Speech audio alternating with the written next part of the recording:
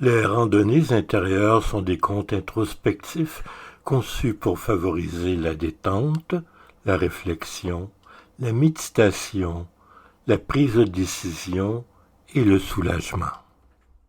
Le deuil de Maria, troisième et dernière partie.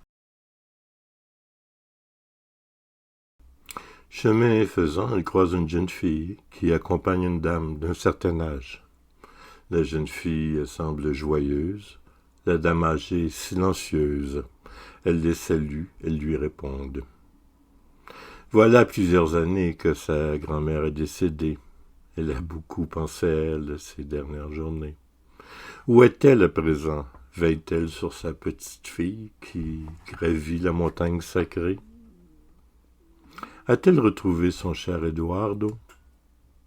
Un matin, Eduardo, le grand-père de Maria, était parti à la ville vendre une partie de ses récoltes.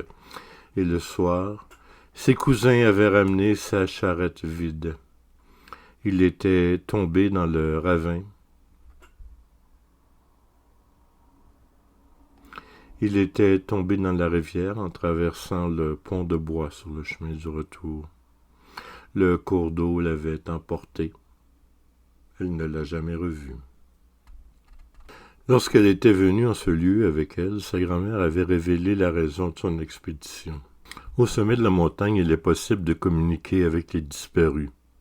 Ce soir, j'ai dit adieu à ton grand-père Eduardo. C'est un secret entre nous, ne le répète à personne. Mais si un jour tu perds quelqu'un que tu souhaites lui parler, reviens sur la montagne sacrée, alors tu le pourras.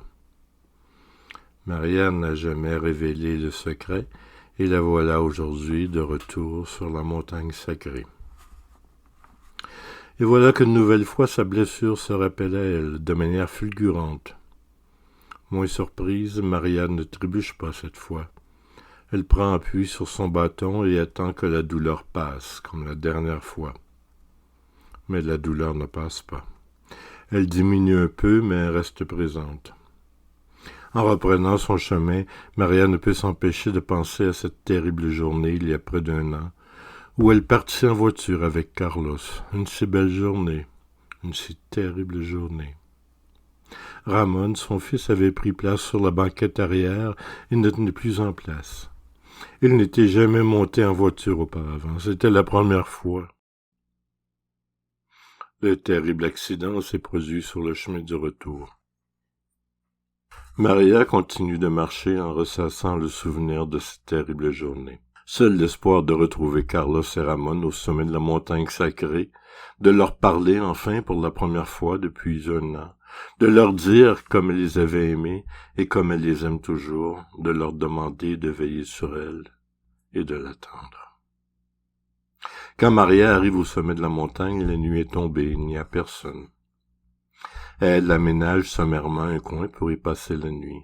La lune est masquée par les nuages.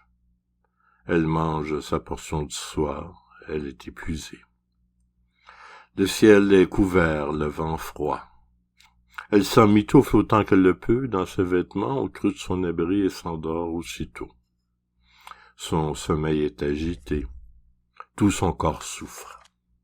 Elle fait des cauchemars sans fin. Elle rêve qu'elle voit Carlos et Ramon marcher devant elle en s'éloignant. Elle les appelle. Ils la regardent puis se détournent. Elle est paralysée. Elle ne peut se lever et crie sans cesse, les appelant, les suppliant de revenir vers elle.